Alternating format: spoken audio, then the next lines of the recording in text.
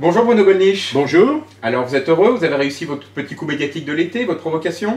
Non, ce n'était pas du tout une provocation, c'était une réponse que je trouve remarquablement modérée d'ailleurs, ce qui m'étonne moi-même, aux provocations, aux insultes continuelles de ce jeune député socialiste qui assimile tous les patriotes à des racistes, à des fascistes, et qui ferait mieux de se montrer un peu plus sérieux et un peu plus modéré. J'ai vu une émission absolument surréaliste sur la chaîne parlementaire qui s'appelle Ça vous regarde, le débat, à propos de la malheureuse affaire Clément Méric. Vous savez, ce jeune homme d'extrême gauche que l'on a présenté comme assassiné sauvagement par les skinheads. En réalité, c'est une bagarre que malheureusement ses amis et lui-même ont bien cherché et qui a hélas très mal tourné. Alors il y avait là le présentateur sur la chaîne parlementaire, M. Arnaud Ardouin, M.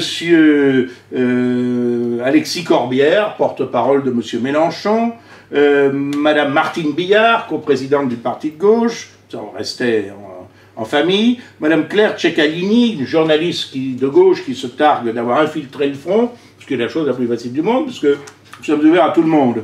Et puis M. Eduardo Ryan Sipel, député PS de Seine-et-Marne, et le pauvre M. Pozzo di Borgo, sénateur UDI de Paris, qui était supposé, je suppose, représenter la droite. M. Ryan Sipel a été d'une arrogance insupportable tout au long de cette émission, voyant des racistes et des fascistes partout, s'engageant dans la résistance, presque, essayant de diaboliser le Front National, de diaboliser tous ceux qui, de près ou de loin, pourraient partager quelques convictions communes avec le Front National. J'ai trouvé ça insupportable. Et puis, je suis allé voir qui était ce garçon dont on me disait qu'il était porte-parole du Parti Socialiste, que je ne connaissais pas, c'est pas une célébrité.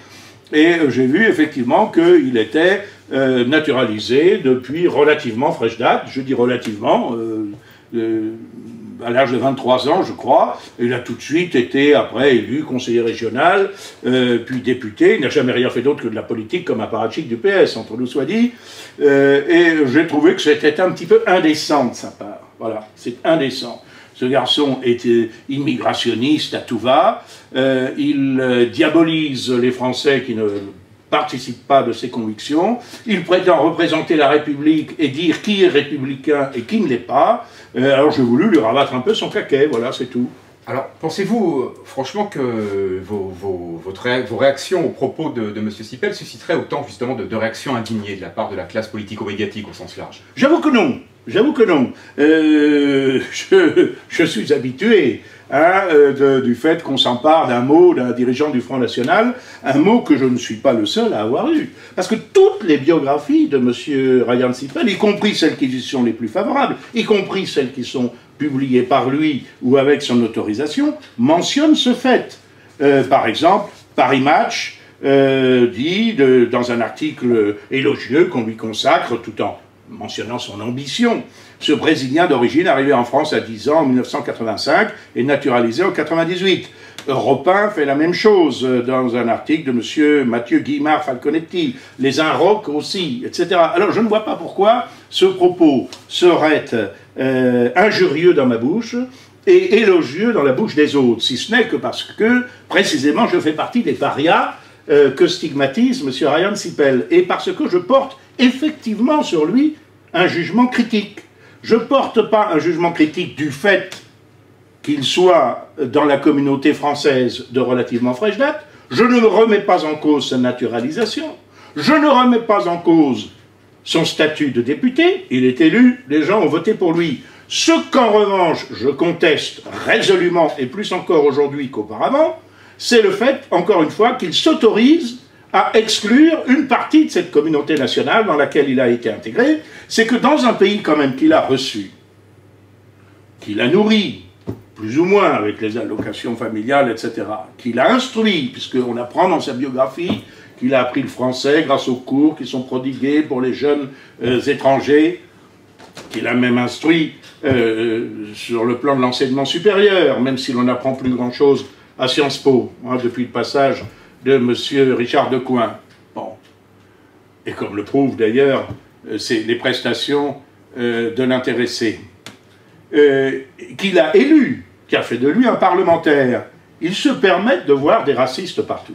Et j'ai donné comme contre-exemple le fait de ce parlementaire japonais, figurez-vous, d'origine finlandaise. C'est assez curieux, le Japon est un pays assez fermé, quand même, on peut le dire, qui naturalise très peu les étrangers, mais il y a un Finlandais qui a été naturalisé japonais et qui a été élu au Parlement japonais. Eh bien, il y a des nationalistes au Japon. Ce Finlandais ne se croit pas obligé de les injurier. Ce Finlandais ne prône pas une immigration massive au Japon. Ce Finlandais a à cœur d'être en quelque sorte plus japonais que les Japonais. Il est d'ailleurs le seul qui vienne au Parlement japonais en kimono, qui n'est pas seulement un vêtement pour les femmes, mais qui est aussi le vêtement traditionnel des hommes. Voilà. Alors, je pense que M. Ryan Sipel ferait bien de s'inspirer de cet exemple. Alors, pour autant, Bruno Gollnisch, les réactions des amis politiques de M. Sipel ou du petit monde journalistique suite à vos propos ont été très violentes. On connaît les tweets faits notamment par M. Barthelone, M. Assouline, des journalistes comme M. Askolovitch ou Aziza. Avez-vous quand même été surpris ou blessé par la teneur de ces tweets ? Le cœur se brise ou se bronze. Hein. Moi, j'ai choisi de porter le fer, de critiquer. J'admets par conséquent la critique. Je dois dire que les injures, le tombeau d'injures qui a été déversé sur mon compte à cette occasion est 10 fois supérieur à la critique, encore une fois, politique que j'ai portée contre M. Ryan Sipel en évoquant simplement qu'il manquait à la bienséance, à la courtoisie. Quand on est récemment invité dans une famille, on ne commence pas à dire un tel et un tel et un tel ne me plaisent pas. Alors, mais je dois dire que c'est vrai que j'ai là un florilège assez drôle. Des journalistes, alors c'est M. Aziza, effectivement, de la chaîne parlementaire. Bon, je n'ai rien contre M. Aziza, je ne le connaissais pas. Voilà. C'est moi qui paye M. Aziza. Enfin, vous et moi, et nous tous, y compris les électeurs du Front National, parce que la chaîne parlementaire, c'est une chaîne publique et qui ne vit pas de la publicité. Nous pourrions donc attendre de la part de M. Aziza une certaine indépendance, une certaine équité. Hein, il pourrait au moins essayer de temps en temps de faire semblant, comme le font certains de ses collègues. Non, M. Aziza, immédiatement, a dit à mon sujet que la peste brune était de retour. Alors vous savez, il y a comme ça ce qu'on appelle, ça a été mesuré, je crois, par un sociologue, Godwin, je crois, le point Godwin. C'est-à-dire qu'il s'est aperçu que quand il y avait une polémique, notamment par Internet, sur des blogs, entre plusieurs personnes, deux personnes, par exemple, qui se critiquent, qui s'accusent, qui se répliquent sur Internet, au bout du 11e ou 12e échange, je crois, il y en a un qui finit par traiter l'autre d'hitlérien. Voilà, c'est ce qu'on appelle le point Godwin. Alors, s'agissant de M. Aziza, le point Godwin a été atteint tout de suite. Il ne me connaît pas, je crois qu'il n'a pas dû aller sur mon blog, gollnisch.com, mais ça fait rien, la peste brune est de retour. M. Aziza s'engage aujourd'hui dans la résistance à un ennemi heureusement vaincu il y a plus de 60 ans. C'est quand même moins dangereux que de se confronter aux problèmes actuels du pays. Et il y a aussi M. Askolovitch, que je connais bien. M. Askolovitch était très gentil, presque mielleux, quand il voulait obtenir une interview. Il est au Nouvel Observateur, M. Askolovitch. Une interview, alors de participer de façon plus directe que ses confrères à une campagne. Alors M. Askolovitch me traite de vieux clown triste. Alors, vieux, sans doute, je suis peut-être un peu plus que lui. Clown, c'est une profession honorable, mais triste, monsieur Askolovitch, vous vous trompez tout à fait. Je suis gay, je suis d'un tempérament gay, je suis très gay. Je ne suis pas gay au point, peut-être, de quitter ma femme pour un homme, certes, mais je suis empli de gaieté. Et alors, monsieur Askolovitch, là aussi, c'est admirable, il dit merci à Bruno Gollnisch de nous restituer le frisson salvateur de l'antifascisme. Monsieur Askolovitch frissonne. C'est admirable, ça, n'est-ce pas? Et la terre va trembler. Mais ça va je dirais comme à l'armée, de la gauche vers la droite, numérotez-vous. Il y a monsieur Massé-Scarron, qui est passé de l'Action française au Figaro, du Figaro à Marianne, et qui finira sans doute au Nouvel Observateur comme monsieur Askolovitch. Monsieur Massé-Scarron aussi, m'attaque. Tout ceci est assez dérisoire assez dérisoire. Il y a M. François de Rugy, bien sûr, M. Guillaume Garot, qui était ministre, il a des loisirs, ce ministre, propos misérables de Gollnisch, au relent d'avant-guerre, contre le député Ryan Sipel, l'extrême droite se démasque, combat de valeur, bon, voilà, bon, et tout est de la même veine. Et puis il y a même un garçon, le sémillant Geoffroy Didier, qui est l'une des deux têtes pensantes avec M. Guillaume Pelletier de ce courant de l'UMP que l'on appelle la droite forte, enfin qui s'appelle lui-même la droite forte. Alors ça c'est assez rigolo parce que Ryan Sipel, précisément dans l'émission qui m'a fait réagir à l'origine, le débat ça vous regarde, dans cette émission il vilipende la droite forte, il estime qu'il y a des passerelles, qu'il y a des connivences, etc. Eh bien, on pourrait concevoir que l'un des leaders de cette droite forte répondrait à Ryan Sipel, sans bien sûr prendre ma défense, n'en demandons pas trop. Mais non, ce jeune homme préfère attaquer Bruno Gollnisch, parce que c'est sans doute une meilleure façon d'être bien vu. Je crois qu'il ira loin peut-être à titre personnel. Mais pour restaurer et redresser le pays, il y faudra plus de force, plus de vigueur, que cette droite forte qui me paraît bien faible. Enfin, pour conclure, je dirais comme François-René de Chateaubriand, homme politique et grand écrivain français, il est des temps où il faut être économe de son mépris à cause du trop grand nombre de nécessiteux. Comment analysez-vous, Bruno Gollnisch, le fait que François Fillon avait réagi lorsque Madame Eva Joly, vous vous rappelez, franco-norvégienne, avait décidé de transformer le 14 juillet en fête citoyenne, et M. Fillon, à l'époque, avait dit « Je réagis avec tristesse. Je pense que cette dame n'a pas une culture très ancienne des traditions françaises, des valeurs françaises, de l'histoire française. » Des propos que vous tenus également par le député EMP Lionel Tardy. Oui. Pourtant, les propos dans la bouche de M. Fillon et de M. Tardy n'avaient pas eu le même écho. Comment analysez-vous cette différence de traitement? Parce qu'eux, ils ont le droit. Ils ont le droit, ils sont dans le courant dominant. Mais c'est vrai, mais que les choses soient claires, qu'il s'agisse de Mme Joly, dont je suis le collègue au Parlement européen, ou d'autres, il m'est indifférent personnellement qu'il y ait des députés, qu'il y ait des ministres qui soient nés roumains, norvégiens, brésiliens, marocains, algériens, etc. Je pourrais m'en offusquer, des Français pourraient trouver qu'il y en a quand même peut-être un petit peu trop. Ce n'est pas mon cas, que les choses soient claires. S'ils ont été naturalisés, s'ils ont fait le choix de la France, ils ont renoncé à leurs anciennes allégeances, c'est très bien. Mais à condition qu'ils ne viennent pas donner des leçons aux membres de la communauté nationale qui les ont accueillis. Voilà, c'est ça que je trouve personnellement tout à fait insupportable, à condition qu'ils s'adaptent aux traditions françaises, qu'ils fassent leur nos coutumes, nos valeurs, et pas seulement la République, dont M. Ryan Sipel a plein la bouche. Mais personne ne l'a instauré gardien de la République. C'est vrai que la République se porte très mal. Je crois que c'est la raison pour laquelle il faut que M. Ryan Sipel s'abstienne surtout de venir à son secours, parce que j'ai l'impression que ça aggraverait plutôt les choses. Voilà. Donc, tenez-vous à l'écart, M. Ryan Sipel, et puis faites pour la France ce que mes aïeux, moi-même, ont fait, et puis après nous reparlerons de tout ça, si vous le voulez bien.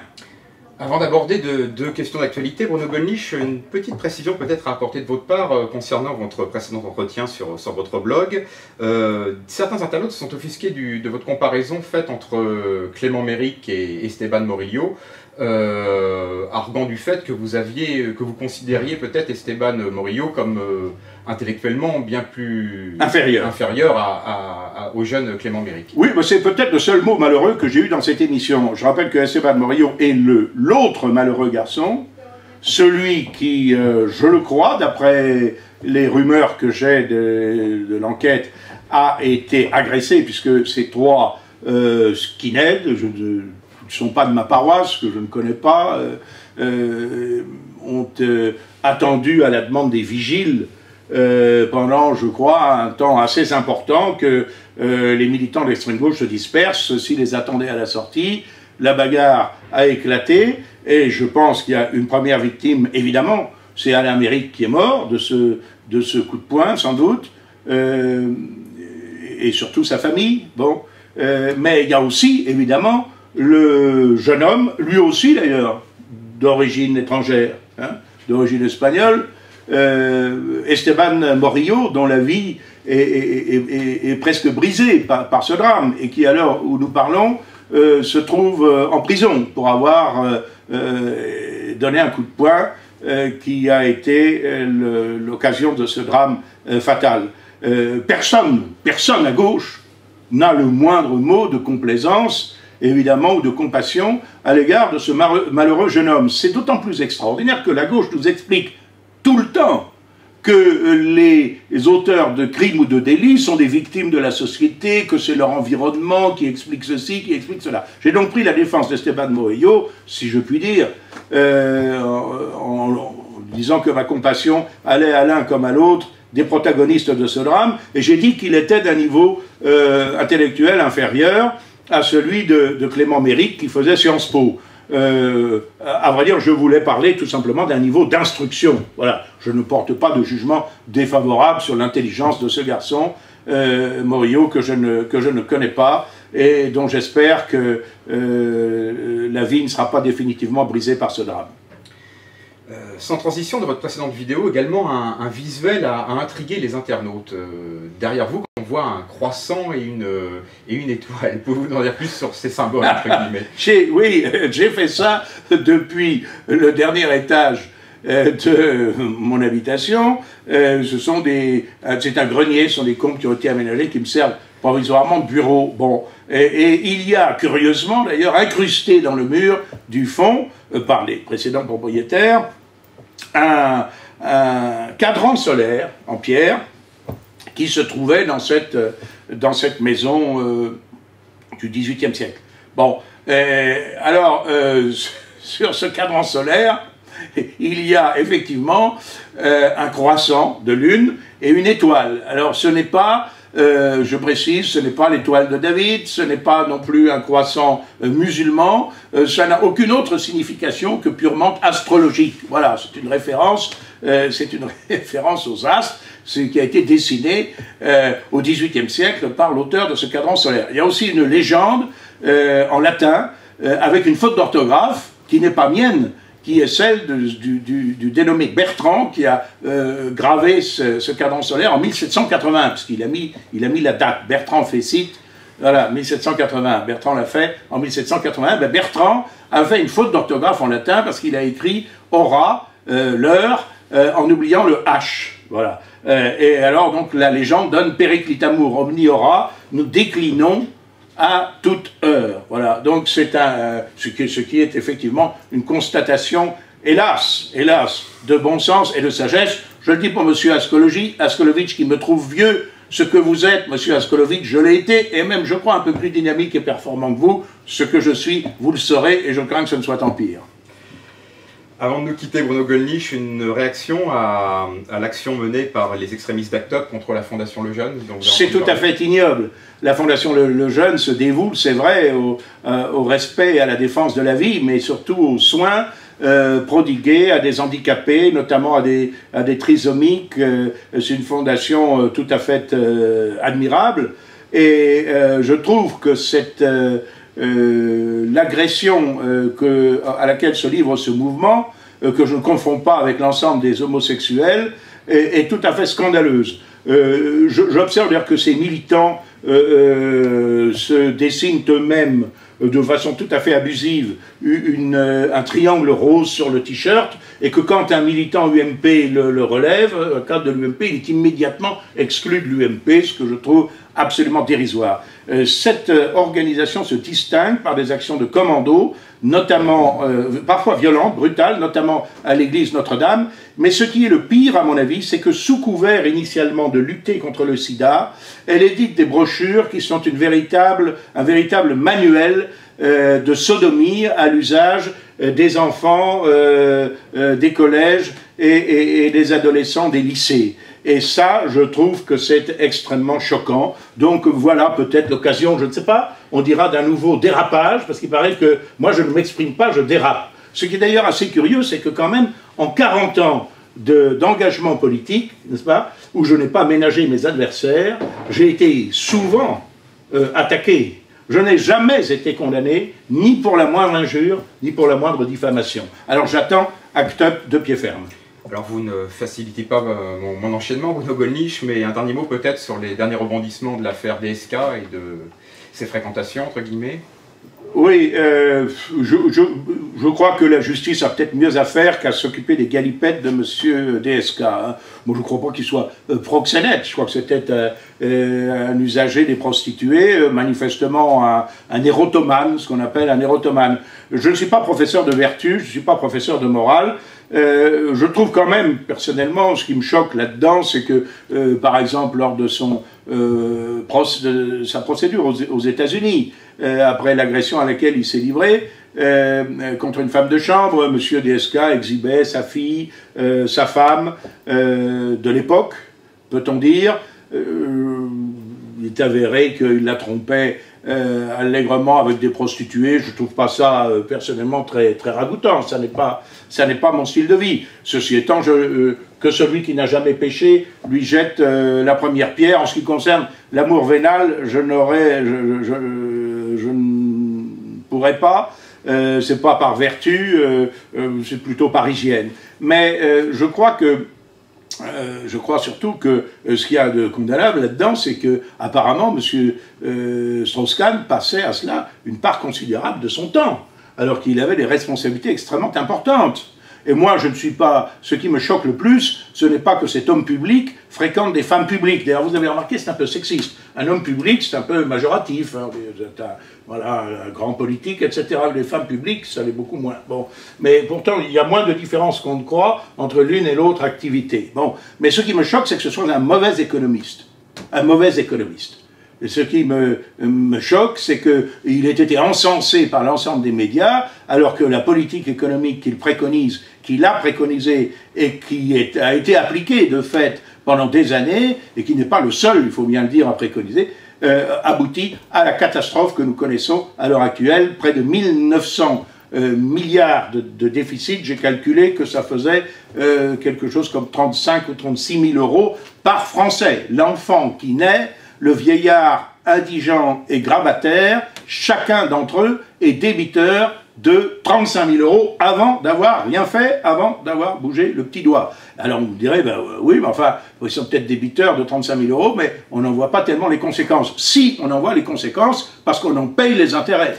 Et notamment, on en paie les intérêts dans l'impôt sur le revenu, dont l'intégralité du produit sert à payer les intérêts de la dette. Voilà, ce sont plutôt, moi, ces questions-là qui, personnellement, me préoccupent. En ce qui concerne la justice, quand même, un mot, si vous le permettez, Madame Taubira devrait démissionner, bien sûr, non pas à cause de la dernière affaire qui est révélée, c'est l'extravagante affaire de la libération probable de ces condamnés, simplement parce que M. Perben, je le rappelle, ministre RPR de la justice et diplômé de l'université de Lyon 3, ne sait pas faire la différence entre un décret et une loi, entre ce qui relève du domaine du décret et ce qui relève du domaine de la loi, ce qui, quand j'étais maître de conférence en faculté de droit, m'aurait fait coller un étudiant à la fin de sa première année. Bon. Parce que ça, c'est la première chose que l'on apprend en droit public. Mais ce que je trouve aussi très condamnable dans le cas de Mme Taubira, c'est qu'il est aujourd'hui avéré, notamment par la déposition que j'ai entendue hier du procureur général de Paris, M. Faletti, que la direction des affaires criminelles et des grâces, et donc le cabinet de la ministre, et donc la ministre elle-même, étaient régulièrement tenus informés de l'existence frauduleuse des comptes à l'étranger de M. Cahuzac et qu'elle n'a pas bougé le petit doigt. Je trouve que ceci devrait suffire à exiger sa démission. Merci Bruno Gollnisch, nous nous retrouvons prochainement pour un nouvel entretien. Merci.